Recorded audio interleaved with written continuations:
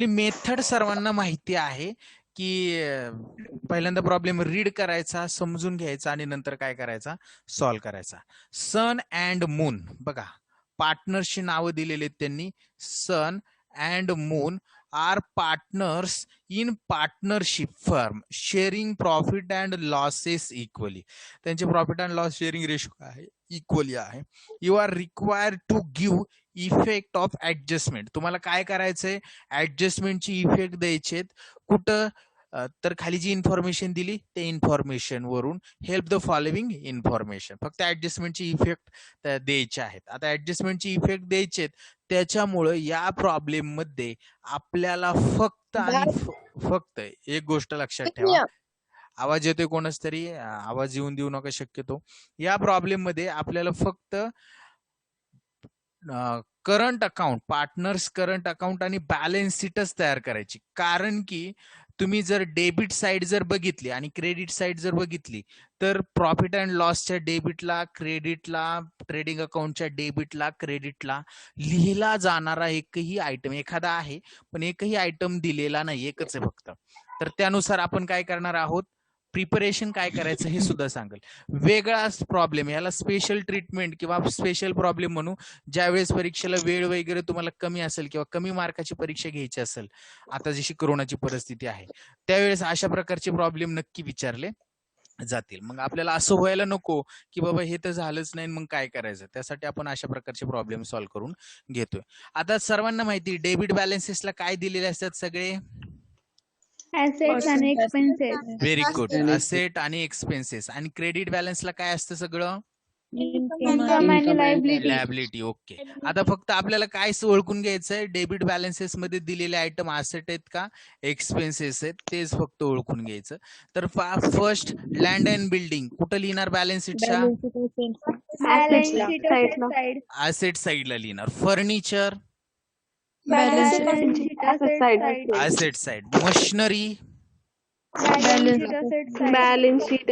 Asset side. Very good. आणि त्यांनी कंसात लिहिले परचेस ऑन 1 जुलै म्हणजे 1/7/2018, म्हणजे याच्यावर ऍडजस्टमेंट असणार आहे 100%. ही तारीख दिली, याचा अर्थ मशिनरी त्यांनी त्या वर्षामध्ये कधी कधी वापरली. वर्ष तर सुरू झाले 1/4/2018. यावेळेस तर ही मशिनरी नव्हती त्यांच्याकडे, त्यांनी परचेस केली 1/7/2018. म्हणजे 12 महिन्यापैकी किती महिने मशिनरी वापरली असेल त्यांनी, 9. Very good. किती महिने, 9 महिने. आता कसं ओळखायचं 9 महिने, तर काय करायचं, सोपी आयडिया सांगतो.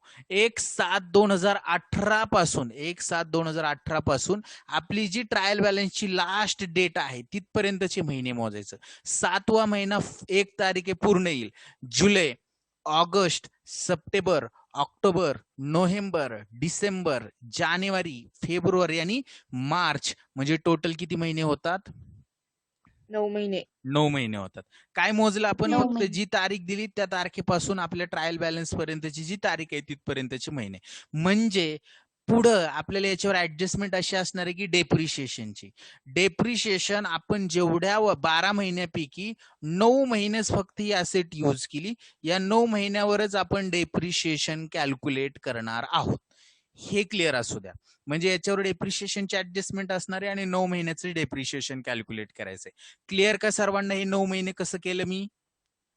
हो सर. ओके. गुडविल कुठं लिहिणार, balance sheet asset side. Very good, balance sheet asset side. Wedges trading account debit debit side. Very good. Current account आणि मूनचा बॅलन्स दिलेला आहे, कुठं लिहिणार हा? आता एक गोष्ट, एक प्रश्नाचं उत्तर द्यायचं मला, बरोबर, एक प्रश्नाचं उत्तर द्यायचं. ज्यावेळेस करंट अकाउंटचा बॅलन्स ट्रायल बॅलन्स मध्ये दिलेला असतो त्यावेळेस आपण पार्टनर्स कॅपिटल अकाउंट तयार करतो का? नाही. म्हणजे आपण कोणता अकाउंट तयार करतो, पार्टनर्स करंट अकाउंट. आणि हा आणि हा जो डेबिट बॅलन्स आहे, हा म्हणजे हा करंट अकाउंटचा, मूनचा डेबिट बॅलन्स आहे, तो त्याच्या करंट अकाउंटच्या डेबिट साइडला. क्लिअर का सर्वांना? ओके. आता 8% डिबेंचर स्टार मार्क करा आणि IMP सुद्धा म्हणा, कारण की आतापर्यंत हा आयटम आपल्याकडे नव्हता. IMP म्हणा आणि स्टार मार्क करा. याच्यावर हिडन ऍडजस्टमेंट 8% डिबेंचर कुठं लिहिणार? आता एकतर ही एक्सपेन्सेस असेल किंवा असेट असेल. एक्सपेन्सेस आहे का असेट आहे ते सांगायचं.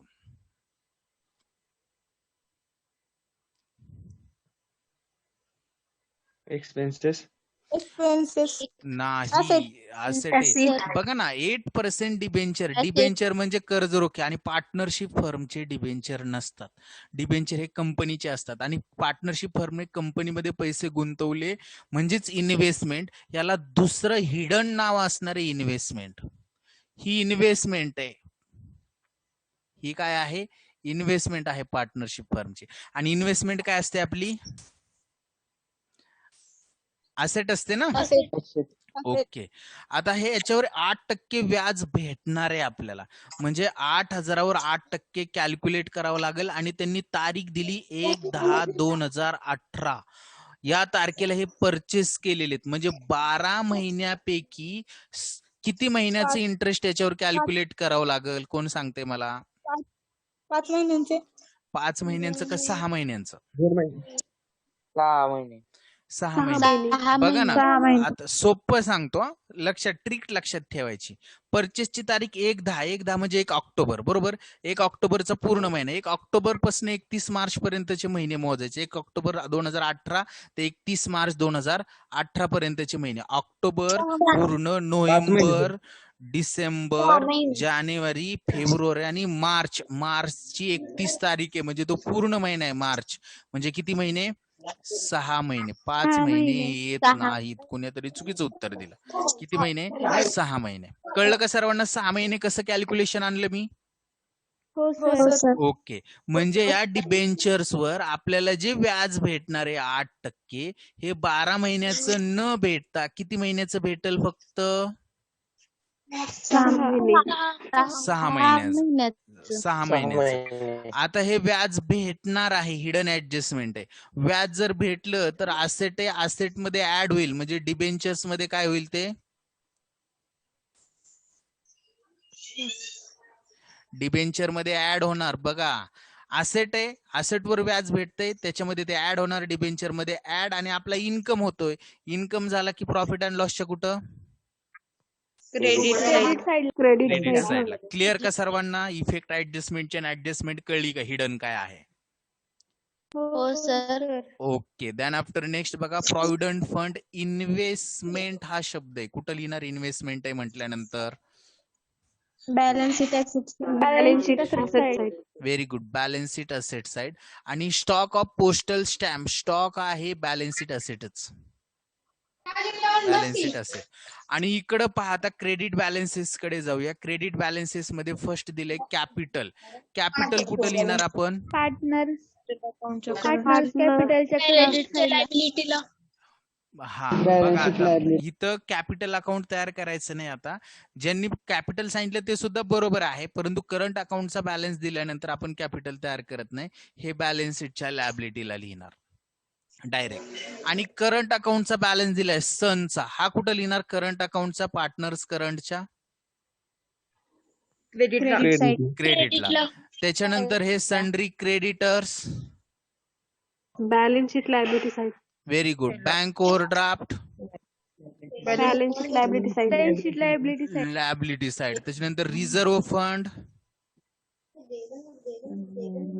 Balance sheet liability side. आणि provident fund balance sheet liability side. Balance sheet liability side. तर अशा पद्धतीने सगळे आयटम आपण ट्रान्सफर करून घेतले. याच्यामध्ये कोणाला काय अडचण आहे का? हे कसं काय केलं आणि हे कसं ओळखलं? आता जे ओळखले यांना अडचण आहे त्यांचं बेसिक कच्चं आहे असं समजायचं. पण याच्यामध्ये कोणाला काय अडचण आहे का की बाबा हे असं कसं? ओके चला पुढे जाऊया. 7 ऍडजस्टमेंट आहेत त्यामुळे ऍडजस्टमेंट पटकन समजून घ्यायच्या. चला. Partners are entitle to get salary. कोणाच तरी आवाज येतोय आजूबाजूचा, त्यांनी म्यूट करा. बघा partners are entitle to get salary ₹6,000. 6,000 रुपये पार्टनरला सॅलरी भेटणारे पर ॲनम. पर ॲनम म्हणजे काय? प्रतिवर्षाला. In addition to their profit and loss sharing.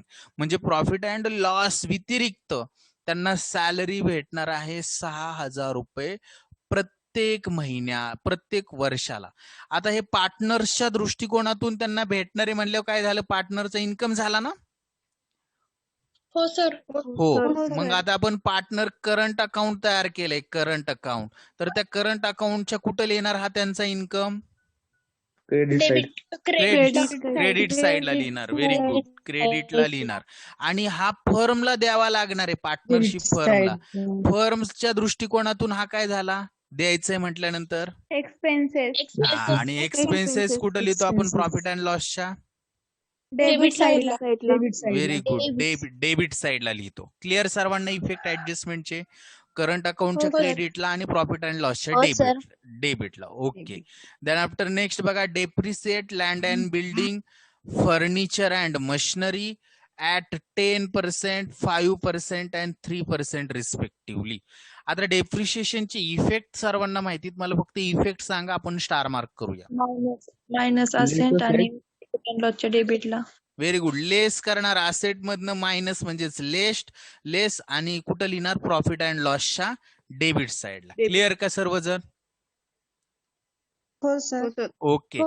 Adjustment land and building, furniture and मशिनरीवर आहे. आपण जाऊया land and building, furniture and मशिनरीला स्टार मार्क करून येऊया.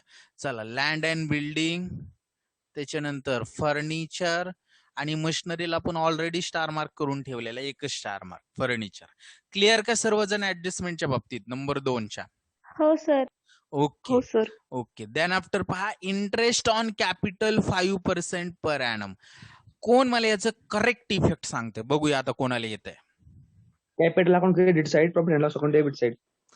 कॅपिटल म्हणण्यापेक्षा काय म्हणायचं आपण, करंट अकाउंटच्या क्रेडिट साइडला. आणि आता कारण की कॅपिटल अकाउंट तयार करणार नाही, आणि प्रॉफिट अँड लॉसच्या डेबिटला. बरोबर सांगितलं त्यांनी. पहा, पार्टनर्सने कॅपिटल दिले फर्मला, आणि त्या फर्मला दिलेल्या कॅपिटलवर त्यांना इंटरेस्ट भेटणार आहे, म्हणजे पार्टनर्सच्या दृष्टिकोनातून तो इन्कम असणार आहे. बरोबर ना? हो सर.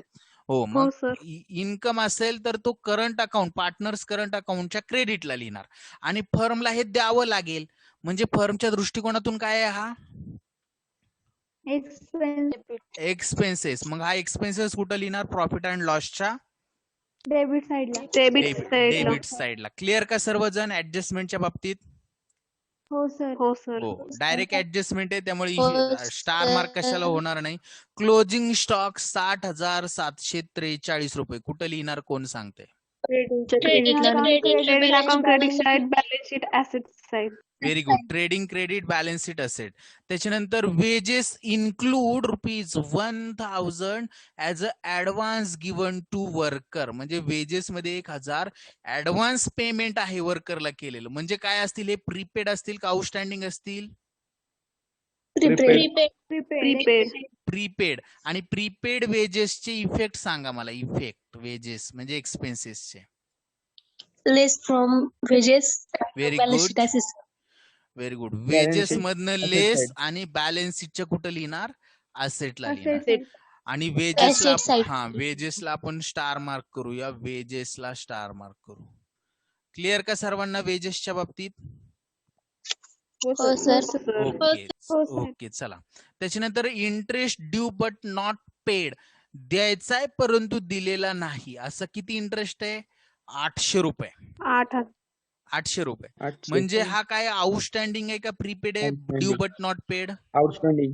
आउटस्टँडिंग इंटरेस्ट आहे हा. इंटरेस्ट. इंटरेस्ट द्यायचा आहे म्हणजे हा आपला एक्सपेन्सेस आउटस्टँडिंग आहे. आउटस्टँडिंग एक्सपेन्सेसचे इफेक्ट काय करतो आपण? बॅलन्स शीटच्या लायबिलिटी ऍड करायचे. बॅलन्स शीटच्या लायबिलिटी साइडला. आणि हे इंटरेस्ट मध्ये काय करणार आपण, ऍड करणार. इंटरेस्ट आपण प्रॉफिट अँड लॉसच्या डेबिटला लिहिलेला असणार, इंटरेस्ट मध्ये ऍड. क्लिअर का सर्वजण या ठिकाणी? हो सर. हो ओके. सर. आणि लास्ट ऍडजस्टमेंट दिली, टोटल नेट प्रॉफिट. अरे बापरे, खूपच खतरनाक ऍडजस्टमेंट आहे. Net profit amounted to ₹38,113. बघा, आपल्याला ग्रॉस प्रॉफिट कशावरनं समजतो? Trading account. बरोबर, ट्रेडिंग अकाउंट तयार केल्यानंतर. बरोबर. आणि नेट प्रॉफिट कशावरनं समजतो? Profit and Profit loss and account केलंय. Profit and loss account. काय प्रॉफिट अँड लॉस अकाउंट तयार केल्यावर नेट प्रॉफिट करतो. आता बघा या ठिकाणी आपल्याला डायरेक्ट नेट प्रॉफिटच त्यांनी दिलेला आहे. म्हणजे ट्रेडिंग अकाउंट तयार करून ग्रॉस प्रॉफिट कॅल्क्युलेट केलेला आपण प्रॉफिट अँड लॉसच्या क्रेडिटला ट्रान्सफर करतो हे तर माहिती आहे. Yes, sir. हो, sir. हो, आणि नंतर आपण काय काढतो नेट प्रॉफिट काढतो. आता एक गोष्ट लक्षात घ्यायची नेट प्रॉफिटची डायरेक्टच अमाऊंट दिली आहे आपल्याला म्हणजे हे प्रॉफिट अँड लॉस तयार करण्याची गरज आहे का. नाही सर. नाही. आणि प्रॉफिट अँड लॉस तयार करण्याची गरज नाही म्हटल्यावर आपोआप ट्रेडिंग अकाउंट सुद्धा तयार करण्याची गरज आहे का.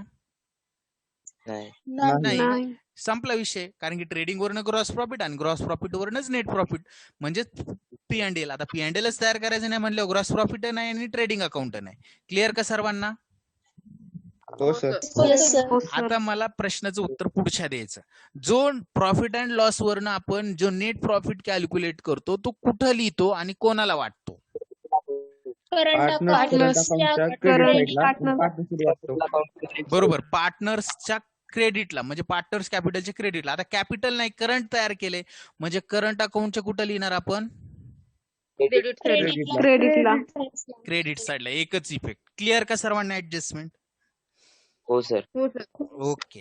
आता आपण काय करायचंय सॉल्व्ह करायला सुरुवात करायची. आता फक्त या ठिकाणी पार्टनर्स करंट अकाउंट आणि पार्टनर्स आपलं बॅलन्स शीट तयार करायची. मी फक्त अकाउंटचं नाव चेंज करतो. माझ्याकडे बाय डिफॉल्ट ते कॅपिटल अकाउंट येतं मी त्या ठिकाणी त्याला करंट अकाउंट लिहितो.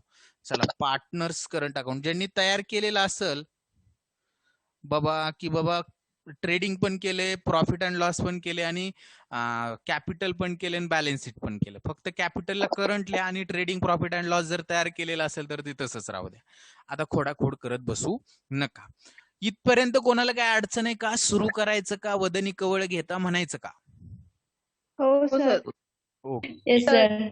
ओके चला आता आपल्याला फर्स्ट आपण ट्रान्सफर करून घ्यायची आपली ट्रेडिंग ट्रायल बॅलन्सची डेबिट साइड म्हणजे डेबिट बॅलन्सेस. बघा लँड अँड बिल्डिंग कुठं लिहिणार आहे आपण. Balance sheet asset side. Very good. Balance sheet asset side आणि स्टार मार्क म्हटल्यावर इनरला लिहिणार आपण लँड अँड बिल्डिंग. येऊया बॅलन्स शीटच्या असेट साइडला आणि त्या ठिकाणी लिहूया land and building. Land and building आणि अमाऊंट लिहायची इनरला 40,000 रुपये 40,000.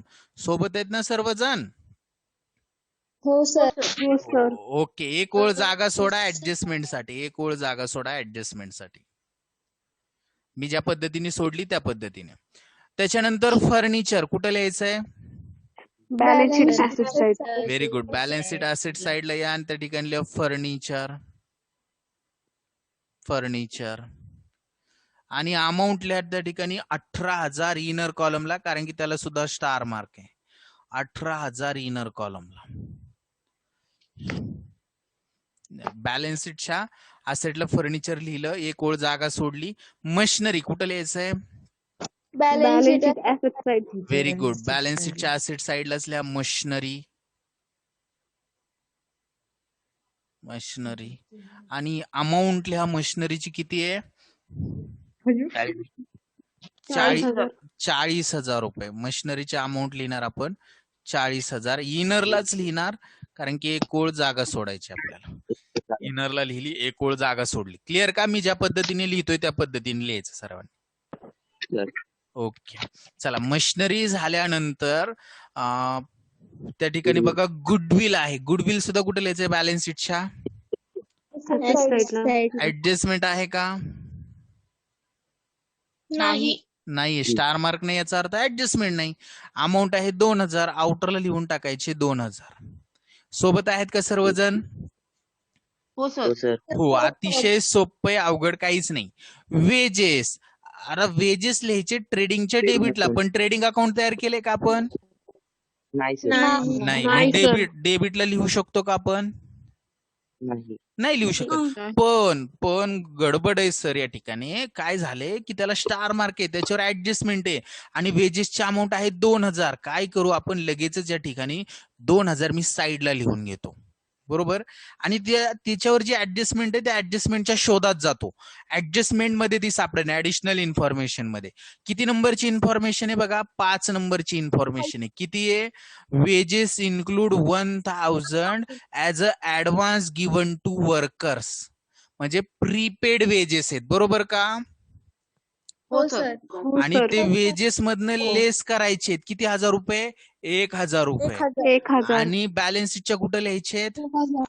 ऍसेट साईडला. ऍसेट साईडला. आता वेजेस मी या ठिकाणी साईडला लिहिलते 2000 रुपये. त्यातनं मी प्रीपेडचे 1000 जर वजा केले तर आउटरला येतील 1000, असं समजा हे ट्रेडिंग अकाउंट आहे, बरोबर. आणि याचा एक इफेक्ट झाला 1000 आउटरला वजा केले. दुसरा इफेक्टच फक्त द्यायचा. कुठं द्यायचा दुसरा 1000चा? Balance sheet asset side. Balance sheet asset. मग मी बॅलन्स शीटच्या असेटला येतो आणि त्या ठिकाणी लिहितो फक्त प्रीपेड वेजेस. Prepaid wedges. आणि अमाऊंट लिहिणार 1000 रुपये. 1000 रुपये. 1000. हा, क्लिअर का सर्वांना? 1000 कसे काढले मी वेजेस वरचे प्रीपेड म्हणून? ओके हो सर. ओके. चला आता करंट अकाउंटचा बॅलन्स दिलेला आहे 4000 रुपये. डेबिट बॅलन्स आहे म्हणजे करंट अकाउंटच्या कुठं लिहायचंय ते आपल्याला? डेबिट साईडला. डेबिट साईडला. डेबिट साईडला लिहू करंट अकाउंटच्या. पार्टनरची नाव आहे सन आणि मून. नाव लिहून घेऊ आधी. Sun and moon. Sun and moon. Okay. Partners कॅपिटलच्या डेबिटला लिहायचं टू बॅलन्स. सोबत राहा सर्वांनी. To balance brought down. Problem सोपा आहे, फक्त नवीन इन्फॉर्मेशन आहे त्याच्यामुळे आपल्याला थोडंसं अवघड वाटू शकतं. सन अँड मून. आणि मूनचा बॅलन्स आहे 4000 रुपये. मूनच्या कॉलम मध्ये लिहिणार 4000 रुपये. क्लिअर का सर्वांना? मी 4000 कुठं लिहिल्यात बघा? डेबिट बॅलन्स, डेबिट साईडला करंट अकाउंटच्या मूनच्या कॉलम मध्ये 4000 रुपये. सोबत आहेत का सर्वजण? एकदा सांगा. हो sir. Okay okay okay done. चला पुढे जाऊया. डिबेंचर 8%. याच्यावर ऍडजस्टमेंट आहे.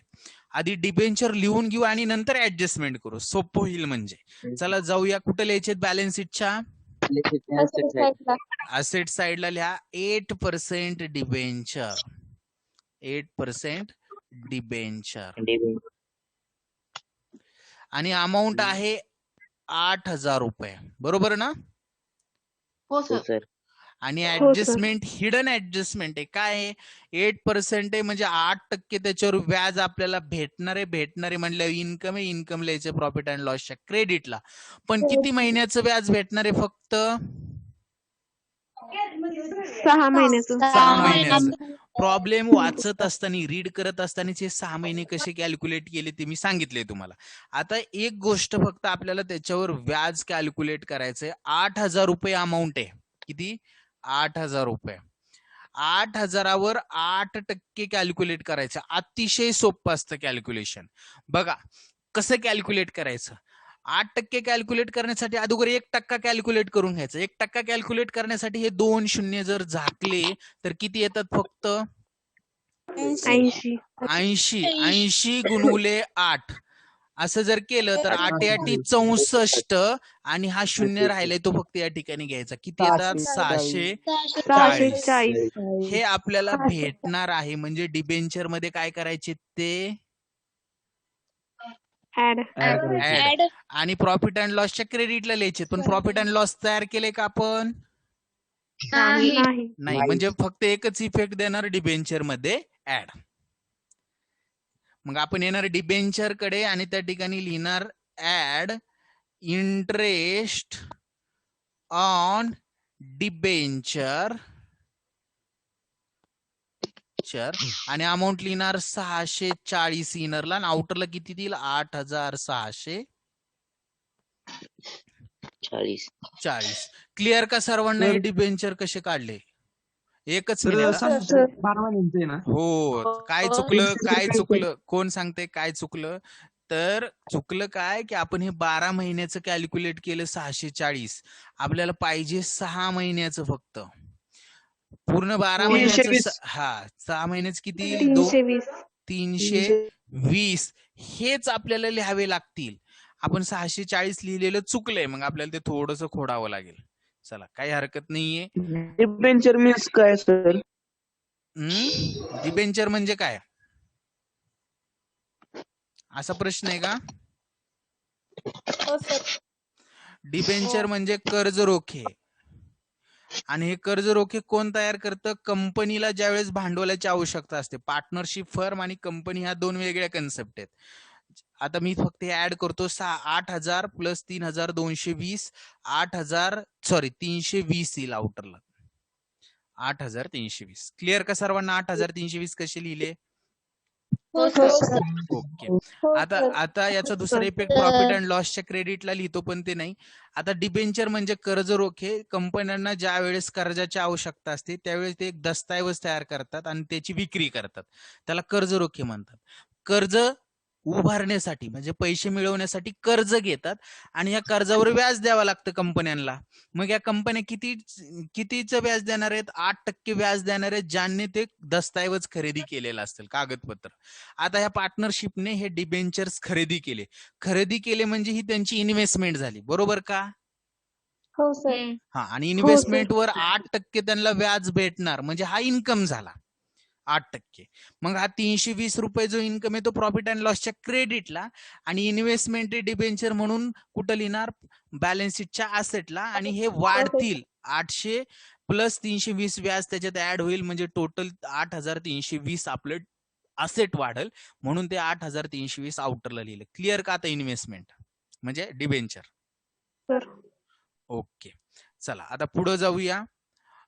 पुढं पहा काय दिलंय त्यांनी आपल्याला. प्रॉव्हिडंट फंड इन्व्हेस्टमेंट कुठं लिहिणार आहे? बॅलन्स शीटच्या असेट साइडला लिहा. PF लिहितो मी थोडक्यात, प्रॉव्हिडंट फंड इन्व्हेस्टमेंट. आणि अमाऊंट लिहा त्या ठिकाणी प्रॉव्हिडंट फंड इन्व्हेस्टमेंटची 3,500 रुपये. 3,500 रुपये. क्लिअर का? सर्वजण सोबत आहेत का? सांगा एकदा. हो सर. ओके ओके, चला. आणि लास्ट आयटम आहे स्टॉक ऑफ पोस्टल स्टॅम्प. हा सुद्धा बॅलन्स शीटच्या कुठे लिहायचा आहे? असेटलाच लिहायचा आहे. Asset side ला. 500 रुपये आयटम आहे, अमाऊंट आहे त्याची. तर लिहू बॅलन्स शीटच्या असेटला stock of postal stamp. Stock म्हणजे काय? ऑफ, थांबा एकच मिनिट सांगतो, of postal stamp. Postal stamp आणि 500 अमाऊंट लिहा. तुम्ही स्टॅम्प बघितले सर्वांनी? हो सर. बघितलंय ना? हो. आता काय असतं माहितीये का? हा स्टॅम्प सुद्धा आपली इन्व्हेस्टमेंटच असतो, कारण की 100 रुपयाचा स्टॅम्प 100 रुपयाला आपण खरेदी करतो, बरोबर? आणि हा जर आपल्याकडे स्टॉकच्या प्रमाणात असेल, पोस्टल स्टॅम्प म्हणजेच काय? जसं डिबेंचर्स आहेत तसंच हे कुठल्या तरी कंपनीचे पोस्टल स्टॅम्प यांनी खरेदी केलेले असेल आणि त्यांचा एकत्रित खरेदी केलेला जो स्टॉक असेल त्याला स्टॉक ऑफ पोस्टल स्टॅम्प म्हणतो. आणि ही आपली असेट असते, म्हणून ही बॅलन्स शीटच्या असेटला. याला निगोशिएबल इन्स्ट्रुमेंट असं म्हटलं जातं. ज्यावेळेस तुम्ही अजून ऍडव्हान्स मध्ये BA BCom काहीतरी पुढे शिकाल त्यावेळेस तुम्हाला हे अभ्यासायला असणार आहे. तर फक्त आता एवढं लक्षात, याच्यावर तुम्हाला जास्त काही विचारलं जाणार नाही, परंतु ही एक आपली असेट आहे. पोस्टल स्टॅम्प म्हणजे निगोशिएबल इन्स्ट्रुमेंट आहे. चलनक्षम दस्तऐवज. चलनक्षम दस्तऐवज म्हणजे चलन म्हणजे काय? पैसा. आणि क्षम म्हणजे काय? च्या सारखं काम करणार. म्हणजे चेक. चेक काय करतो? पैशासारखंच काम करतो ना, पैसे देणे घेण्याचं. बघितले ना तुम्ही? हो. तर हे तसंच असतं. पोस्टल स्टॅम्प हे पैशासारखंच, आणि पैसा म्हणजे कॅश. कॅश आपली असेट असतं, तसा पोस्टल स्टॅम्प सुद्धा काय असणार आहे? आपली असेटच असणार आहे. म्हणून त्याचा स्टॉक म्हणजे आपली असेट आहे, म्हणून तो आपण बॅलन्स शीटच्या असेटला लिहितो. कळलं का सर्वांना? हो सर. ओके, चला आता इकडे जाऊया. बॅलन्स शीटच्या आपलं इकडं ट्रायल बॅलन्सच्या क्रेडिट बॅलन्सेस बघा. फर्स्ट काय दिलंय? कॅपिटल दिलेला आहे सन आणि मूनचा 33,500. साईडला काय लिहिलंय? काय लिहिलंय? कुठं नाही लिहिलंय बॅलन्स शीटच्या लॅबलेट साईडला? काहीच नाही लिहिलं अजून. Capital account. Profit and loss capital. Partners capital नाही तयार केलं आपण पार्टनर्स करंट अकाउंट तयार केले आणि तिथं लिहिणार नाही. का लिहिणार नाही? कारण की आपल्याला प्रॉब्लेम मध्ये त्यांनी पार्टनर्स करंट अकाउंटचा बॅलन्स दिलेला आहे, कळतंय का? आणि ज्यावेळेस करंट अकाउंटचा बॅलन्स दिलेला असतो त्यावेळेस आपण पार्टनर्स कॅपिटल अकाउंट तयार करत नाही. मग कॅपिटलचा जो बॅलन्स असेल पार्टनर्स कॅपिटलचा तो कुठं लिहिणार आपण? बॅलन्स शीटच्या लॅबिलिटी साईडला लिहिणार. म्हणून मी त्या ठिकाणी बॅलन्स शीटच्या लॅबिलिटी साईडला लिहिणार आहे कॅपिटल अकाउंट. तर चला सर्वांनी, क्लिअर आहे का आता सर्वजण? हो सर. हो सर. हो कॅपिटल अकाउंट, त्याला अंडरलाईन करा सर्वांनी, कॅपिटल अकाउंट. आणि त्याच्यामध्ये पहिला पार्टनर कोण आहे? सन. सन आणि दुसरा आहे मून. सनचे आहेत 33,500, इनरला लिहा 33,500. याचे सुद्धा 33,500 इनरला लिहायचे आणि टोटल यांची घ्यायची आउटर कॉलमला 33 66 आणि वरच्या 67,000. आउटरला किती येणार? 67,000. क्लिअर का सर्वजण? हो सर. हो sir. Okay. Capital balance transfer केला, त्याला टिक मार्क करा. करंट अकाउंटचा बॅलन्स दिलाय. करंट अकाउंटच्या क्रेडिट साइडला 6,000 रुपये कोणाचा आहे? सनचा आहे. म्हणून आपण जाऊ पार्टनर्स करंटच्या क्रेडिटला, त्या ठिकाणी लिहू बाय बॅलन्स. ओपनिंगचा बॅलन्स असतो हा, बाय बॅलन्स ब्रॉड डाऊन म्हणजेच बिगिनिंग डाऊन, आणि सनच्या कॉलम मध्ये लिहिणार कारण की सनचा दिलाय म्हणून 6,000 रुपये. आता काही जणांना एक गोष्ट सांगतो की हे बाय बॅलन्सच ब्रॉड डाऊनच का लिहायचं, त्याच्यानंतर हे कॅपिटल अकाउंटच का तयार करायचं, करंट अकाउंट काय असतं, त्याच्यानंतर हे प्रॉफिट अँड लॉस अकाउंट काय असतं, हे जर माहीत नसेल तर आत्ताच सांगतो अकाउंट तुमच्यासाठी अवघड आहे. आता हे का माहित नसेल हे सुद्धा सांगतो, कारण की 11वी मध्ये सगळ्यांचे अकाउंटचे लेक्चर ऑनलाईन झालेत आणि आम्हाला ऑनलाईन अशा पद्धतीने प्रेझेंट केलं जात नाही जसं आता मी करतोय आणि जे सांगतोय. त्यामुळे आम्हाला ते लेक्चर बोरिंग वाटत होते, आम्ही ते केले नाहीत आणि त्यामुळे आम्हाला बेसिक अकाउंट समजलेलं नाही, बेसिक काय आहे. त्यासाठी मी बेसिक पासून सुरुवात केली तुमची, सुरुवातीला तुम्हाला आठवत असेल तर बेसिकचे 9 लेक्चर्स आहेत, ते युट्यूबला जाऊन सर्वांनी बघायचेच. ते बघितल्याशिवाय हे समजणार नाही, हे मी आत्ताच क्लिअर करतो तुम्हाला. कारण की आता आज आपण शेवटच्या लेक्चरकडे आहे, पहिल्या टॉपिक मधल्या, त्यामुळे शेवटचं आणि पहिलं याच्यामध्ये फरक असणार आहे, त्यामुळे पहिलं बघा.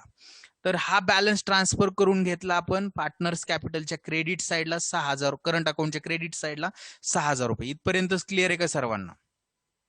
हो सर. Okay okay. आणि त्याच्यानंतर बघा हे sundry creditors, bank overdraft, reserve fund आणि प्रॉव्हिडंट फंड हे सगळे बॅलन्स शीटच्या लॅबिलिटीला लिहायचे. बीएल बीएल बीएल म्हणजे जाऊया बॅलन्स शीटच्या लॅबिलिटीला सन्ड्री क्रेडिटर्स लिहू. एक 3-4 ओळी जागा सोडा आणि नंतर लिहा sundry creditors, sundry creditors. Amount लिहा 25,000 रुपये आउटर कॉलम, 25,000 रुपये. सन्ड्री क्रेडिटर्स झाल्यानंतर बँक ओव्हरड्राफ्ट 10,000 रुपये outer column, bank overdraft, bank OD 10,000 रुपये आउटर कॉलम, सोबत राहायचं सर्वांनी. त्याच्यानंतर रिझर्व्ह फंड, आता हा वर लिहा म्हणजे सन्ड्री क्रेडिटर्सच्या वर लिहा, जागा सोडली त्या ठिकाणी. Reserve fund, reserve fund. आणि अमाऊंट किती आहे रिझर्व्ह फंडची पहा, 5,000 रुपये, 5,000 रुपये. आणि लास्ट आयटम असेल माझ्या अंदाजे प्रॉव्हिडंट फंड 5,000 रुपये, बॅलन्स शीटच्या लॅबिलिटीलाच लिहायचं आहे. प्रॉव्हिडंट फंड,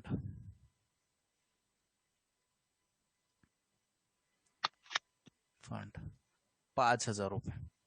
आता सर्वांना एक विनंती आहे की आता लेक्चर आपलं कॅन्सल होईल, एंड होईल, तर सर्वांनी जी तुम्हाला अगोदर लिंक पाठवली त्याच लिंकवर क्लिक करायचं आणि रिजॉईनिंग करायचं. नवीन लिंक भेटणार नाही, फक्त ऍडजस्टमेंट राहिले तर एक 10 मिनिटासाठी तुम्हाला रिजॉईनिंग करावं लागेल. प्रॉब्लेम जरा वेगळ्या पद्धतीचा आहे, त्यामुळे 10 मिनिटासाठी रिजॉईनिंग सर्वांनी करायचं. क्लिअर का सर्वांना? हो सर. Over and out. हो सर. ओके. चला आता फर्स्ट ऍडजस्टमेंट आपण ज्यावेळेस आपलं लेक्चर एंड होईल त्याच्यानंतर बघूया. कारण की ऍडजस्टमेंट थोडीशी मोठी आहे. एकच मिनिट मी झूम करून ठेवतो कारण की लेक्चर आता कॅन्सल होणार आहे. इथपर्यंत सर्वजण सोबत आहेत का एकदा सांगा. हो सर. चला फर्स्ट ऍडजस्टमेंट कडे जाऊयात आपण. पहिल्या ऍडजस्टमेंट मध्ये त्यांनी काय सांगितलंय, partners are entitle to get salary of ₹6,000. पार्टनरला 6,000 रुपये प्रत्येकी सॅलरी भेटणार आहे. पार्टनरच्या दृष्टिकोनातून हा इन्कम आहे. मग त्याच्या करंट अकाउंटच्या कुठं लिहिणार आपण, क्रेडिट साइडला. क्रेडिट साइडला. आणि प्रॉफिट अँड लॉसच्या डेबिटला. पण प्रॉफिट अँड लॉस तयार केले का आपण, नाही. नाही. म्हणजे याचा एक इफेक्ट फक्त करंट अकाउंटच्या क्रेडिट साइडला, पार्टनर्स करंटच्या क्रेडिटला जायचं आणि त्या ठिकाणी लिहायचं बाय सॅलरी. Bye salary. पूर्ण वर्षभरामध्ये प्रत्येकाला किती भेटणार आहे, 6,000 रुपये भेटणार आहे, बरोबर ना. म्हणजे दोघांना 6,000, म्हणून मी दोघांच्या कॉलम मध्ये 6,000 रुपये लिहून ठेवले सॅलरी म्हणून. क्लिअर का सर्वांना. हो सर. ओके. हो याचा सर. दुसरा इफेक्ट प्रॉफिट अँड लॉसच्या डेबिटला देतो, परंतु ते अकाउंटच तयार केलं नाही, त्याच्या डेबिटला जाणार नाही. चला नंबर 2 चे adjustment, depreciate land and building, furniture and machinery 10%, 5% आणि 3%. पहिल्यांदा land and building, furniture, machinery. Effect काय सांगतो हे डेप्रिशिएशन त्या ऍसेट मधनं, लेस करायचं बरोबर, लेस करायचं आणि प्रॉफिट अँड लॉसच्या डेबिटला लिहायचं. जाऊया आपण land and building, furniture, machinery balance शीटच्या असेटला लिहिले तिकडं. पहिल्यांदा लँड अँड बिल्डिंग कडे जायचं आणि त्याला म्हणायचं लेस डेप्रिसिएशन ऍट किती पर्सेंट, 10%, बरोबर का. 10. 40,000वर 10%. पण ऍडजस्टमेंट लँड अँड बिल्डिंगच्या बाबतीत एक गोष्ट लक्षात ठेवायचं की आपल्याकडे लँड अँड बिल्डिंग अगोदरपासूनच, फक्त मशिनरीच्या बाबतीत आपल्याला अंदाज घ्यायचा आहे, सावध राहायचं. मशिनरी आपल्याला 9 महिन्याचं डेप्रिशिएशन कॅल्क्युलेट करायचं, कारण की आपण मशिनरी परचेस केली 1 जुलैला, त्यामुळे ती पूर्ण वर्षभर आपण यूज केली नाही, फक्त 9 महिने यूज केली. मग मी येतोय लँड अँड बिल्डिंग कडे, पूर्ण 10% अमाऊंट कॅल्क्युलेट केली तर किती येईल ती, 4,000 रुपये. 4,000. 40 मधनं 4 गेले, आउटरला किती येतील, 36,000. याचा दुसरा इफेक्ट प्रॉफिट अँड लॉसच्या डेबिटला द्यायचा आहे, परंतु ते तयार केलेलं नाही म्हणून देणार नाही. आता फर्निचर कडे येऊया. फर्निचरचं लेस डेप्रिसिएशन, डेप्रिशिएशन 5%. ऍट किती पर्सेंट आहे, 5%. किती टक्के, 5%. 5%. बघा 18,000वर 5% काढलं, 10% 1,800, 1 शून्य दाखला, आणि 9% किती, 5% किती येईल, 900 रुपये. बघा ना. 18,000वर 10% काढलं 1,800 येते, आणि त्याच्या निम्मे म्हणजे 5%, 1,800च्या निम्मे 1,800च्या निम्मे. कसं काढलं कळत नाही, शेवटचा प्रॉब्लेम आहे. लक्षात घ्या, काय करतो मी, 18,000वर 10% अगोदर कॅल्क्युलेट केलं. 10% कॅल्क्युलेट करण्यासाठी 1 शून्य फक्त जाखायचा, म्हणजे किती दिसतात आपल्याला, 1,800. आवाज येतोय का सर्वांना, बोला का तू. 1,800 दिसतात. 1,800च्या निम्मे, आवाज येतोय का सांगा. मी डिस्कनेक्ट झालतो, इंटरनेटचा प्रॉब्लेम होता. मगाशी आवाज येत नव्हता म्हणायचं. बर, काय मी फर्निचरवर 5% डेप्रिशिएशनचं सांगत होतो. फर्निचरची अमाऊंट आहे 18,000, त्याच्यावर जर 10% कॅल्क्युलेट केलं, म्हणजे 18,000तला 1 शून्य जर झाकला आपण, तर येते 1,800, 10%, आणि त्याच्या निम्मे म्हणजे 5%. 1,800च्या निम्मे किती, आवाज येतोय का पुन्हा प्रॉब्लेम आहे. आवाज येतोय का एकदा सांगा मला. आवाज येतोय का एकदा सांगा. हो सर.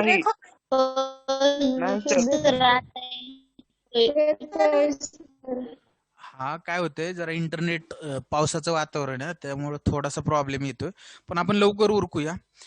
मी ते सांगत होतो फर्निचरवरचं डेप्रिशिएशन 900 रुपये 18,000 मधनं वजा केले आउटरला 17,100 आले. हे कळलं का सर्वांना? हो सर. हो सर. ओके. याचा दुसरा इफेक्ट प्रॉफिट अँड लॉसच्या डेबिटला द्यायचा आहे परंतु ते तयारच केले नाही म्हणून आपण ते देणार नाही. आता मशिनरीच्या बाबतीत पहा, मशिनरीवर फक्त 3% डेप्रिशिएशन म्हणून मी म्हणतो लेस डेप्रिसिएशन ऍट 3%. बघा 3% डेप्रिशिएशन. आता एक गोष्ट लक्षात घ्यायची, मशिनरीची व्हॅल्यू किती आहे ते आधी लक्षात घ्या. मशिनरीची व्हॅल्यू किती आहे? 40,000. 40,000 बरोबर. अगोदर 1% काढून घेऊया. 1% काढण्यासाठी 2 शून्य जागावे लागतील बरोबर. 3 टक्के काढायचे आपल्याला. 1% काढण्यासाठी 2 शून्य जर झाकले तर 400 आणि 400 गुणिले 3 म्हणजे किती येईल? 1,200. 1,200. हे पूर्ण किती महिन्याचे आहेत? 12 महिने. 12 महिन्याचे. आपण मशिनरी परचेस केलेली आहे 1 जुलैला म्हणजे आपल्याला फक्त पाहिजे किती महिन्याचं डेप्रिशिएशन? 9 महिन्याचं. बरोबर. 12 महिन्याचं 1200 तर 9 महिन्याचं किती असेल? 900. क्लिअर का सर्वांना? हो सर. कोणतेही कॅल्क्युलेशन कोणतीही वर्किंग नोट न सांगता मी समजून सांगितले. याच्यामध्ये कोणाला काय अडचण? नाही. आता हे वजा करायचं आपण डेप्रिशिएशन आपल्या मशिनरी मधनं 900 मायनस केले तर 40 मधनं 900 गेले आउटरला 39,000 100. क्लिअर का सर्वांना? हो सर. सर. ओके चला आता पुढे जाऊया. पुन्हा काय चाललंय ते बघूया. आता 2 नंबरची ऍडजस्टमेंट सगळी झाली आपली. 3 नंबर ऍडजस्टमेंट पहा. तिचे इफेक्ट दुसरा होत नाही कारण की दुसरा इफेक्ट प्रॉफिट अँड लॉसच्या डेबिटला आपण ते तयार केलेलं नाही. Interest on capital. कॅपिटलवर इंटरेस्ट आहे 5%. आधी कॅपिटल शोधायचं आणि ते आपल्या दृष्टिकोनातून म्हणजे फर्मच्या दृष्टिकोनातून एक्सपेन्सेस आहे म्हणून प्रॉफिट अँड लॉसच्या डेबिटला, परंतु ते तयार केलं नाही म्हणून दुसरा इफेक्ट बसणार नाही. म्हणजे काय सर? पर ॲनम म्हणजे प्रतिवर्ष. कळतंय ना? ॲनम म्हणजे वर्ष आणि पर म्हणजे प्रति. त्याला वार्षिक असं देखील म्हटलं जातं. पहा, interest on capital per annum म्हटलं तर प्रतिवर्ष आणि पर मंथ म्हटलं म्हणजे काय? प्रत्येक महिना. PM शॉर्ट फॉर्म दिलेला. हा, प्रति महिना. कळतंय ना सर्वांना? ओके. आता इंटरेस्ट ऑन कॅपिटल प्रत्येक वर्षाला 5% द्यायचंय आपल्याला बरोबर. आता कॅपिटलच्या अमाऊंट आधी शोधावं लागेल. आपण जाऊ कॅपिटल कडे. आता कॅपिटल कडे जर गेलो तर ते आहे 33,500 रुपये. याच्यावर 5% कॅल्क्युलेट करावं लागेल. पहा 33,000 वर 5% कॅल्क्युलेट करायचं म्हटलं तर 1 शून्य झाकला तर 10% येते. 10% किती येते? 3,350. किती? 3,350. त्याच्या निम्मे म्हणजे 5% येतील. 3,000च्या निम्मे 1,500 आणि 350च्या निम्मे 175 म्हणजे 1,500 प्लस 175 1,675. क्लिअर का? कसं काढलं मी? हो सर. ओके. तोंडी काढता येतो, वर्किंग नोट करण्याची काही गरज नाहीये. आणि पहा या ठिकाणी ह्या 33,500 वर तेवढंच येणार आहे 1,675. हे इंटरेस्ट कॅपिटल वरचं पार्टनरला भेटणार आहे म्हणजे पार्टनरच्या दृष्टिकोनातून हा काय इन्कम आहे. बरोबर ना? हो सर. हो. म्हणजे करंट अकाउंटच्या कुठं लिहिणार आपण? पार्टनर्स करंटच्या क्रेडिटला. बाय इंटरेस्ट ऑन कॅपिटल लिहायचं. इंटरेस्ट ऑन कॅपिटल किती? 1,675 1,675. आणि फर्मच्या दृष्टिकोनातून खर्च आहे म्हणून प्रॉफिट अँड लॉसच्या डेबिटला लिहिणार, परंतु ते तयार केलंय का आपण? म्हणजे एकच इफेक्ट आपला होणार. एकच इफेक्ट होणार. 3 नंबरची ऍडजस्टमेंट आपली संपली. क्लिअर? समजले का सर्वांना 3 नंबरची सुद्धा? हो सर. बघा 4 नंबर क्लोजिंग स्टॉक 60,743. 60,743 ट्रेडिंगच्या क्रेडिटला लिहायचं आहे, परंतु ट्रेडिंग अकाउंट तयारच केले नाही, म्हणजे इफेक्ट देऊ का आपण? नाही, म्हणजे बॅलन्स शीटच्या असेटला लिहिणार फक्त क्लोजिंग स्टॉक. सर्वात शेवटीला बॅलन्स शीटच्या असेटला closing stock. Closing stock amount किती पहा क्लोजिंग स्टॉकची?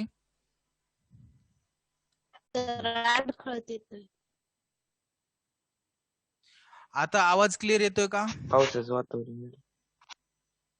आता आवाज येतोय का हो सांगा? सर. हा. हो सर येतोय. हो चला. क्लोजिंग स्टॉक आपण लिहून घेतलेला आहे. हा सर येतोय आवाज. हा आता क्लोजिंग स्टॉक आपण लिहून घेतलेला आहे 60,743 रुपये बॅलन्स शीटच्या असेटला. आपली 4 नंबरची ऍडजस्टमेंट क्लिअर झाली. 5 नंबरच्या ऍडजस्टमेंट मध्ये पहा, वेजेस इन्क्लूड 1,000 रुपये as a advance given to worker. म्हणजे हे 1,000 प्रीपेड वेजेस आहेत. ते वेजेस मधनं लेस करणार, वेजेस ट्रेडिंगच्या डेबिटला लिहितो, परंतु आपण ट्रेडिंग अकाउंट तयार करत नाही, त्यामुळे तो इफेक्ट देणार नाही. आणि 1,000 फक्त आपण दाखवणार कुठं? आपल्या बॅलन्स शीटच्या असेटला. ते दाखवलेत पहा आपण या बॅलन्स शीटच्या असेटला दाखवलेत बघा, दिसतंय का? प्रीपेड वेजेस आपण पोस्टिंग करतानाच दाखवले, हो सर, त्यामुळे ही दिसतंय. ऍडजस्टमेंट आपली झालेली आहे 5 नंबरची. 6 नंबरची बघा, interest due but not paid किती? 800 रुपये. हे दाखवायचंय आपल्याला बॅलन्स शीटच्या लॅबिलिटी साइडला. तर जाऊया आपण बॅलन्स शीटच्या लॅबिलिटी साइडला, दाखवूया इंटरेस्ट किंवा आउटस्टँडिंग इंटरेस्ट म्हणू. आउटस्टँडिंग इंटरेस्ट आणि अमाऊंट लिहायची फक्त 800 रुपये. आणि प्रॉफिट अँड लॉसच्या डेबिटला दुसरा इफेक्ट आहे, परंतु त्या ठिकाणी देणार नाहीये, कारण की ते तयारच केलं नाही. क्लिअर सर्वजण? हो सर. ओके चला. आणि लास्ट आपला नेट प्रॉफिट आहे 38,143 रुपये. किती? 38,143. हा नेट प्रॉफिट आपण पार्टनर्स करंट अकाउंटच्या क्रेडिटला, 113 पार्टनर्स करंटच्या, 113 पार्टनर्स करंटच्या क्रेडिटला. By net profit, by net profit. आणि हा इक्वली वाटायचा आहे.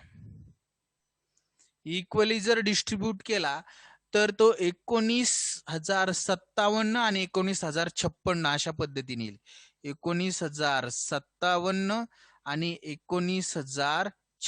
कोणाला तरी 1 रुपया कमी द्यायचा आणि नंतर त्याला 1 रुपयाची चॉकलेट चारायची, म्हणायचं हिशोब बराबर. क्लिअर का सर्वजण? हो सर. हो सर.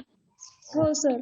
ओके चला पुढे जाऊया. आता आपण आपले सगळे ऍडजस्टमेंट झाले, सगळे इफेक्ट झाले. आता आपण काय करू? आपलं करंट अकाउंट क्लोज करू. 1-2च मिनिटात आपण प्रॉब्लेम संपवतोय. करंट अकाउंट जर क्लोज केलं तर पहा, अंदाज जर घेतला आपण तर आपल्या करंट अकाउंटची क्रेडिट साइड मोठी आहे दोन्ही पार्टनरची. 6 आणि 19, 25 आणि वरचे एक 26, 26,731 रुपये टोटल येईल. कोणाची? मूनची. 26,731 रुपये.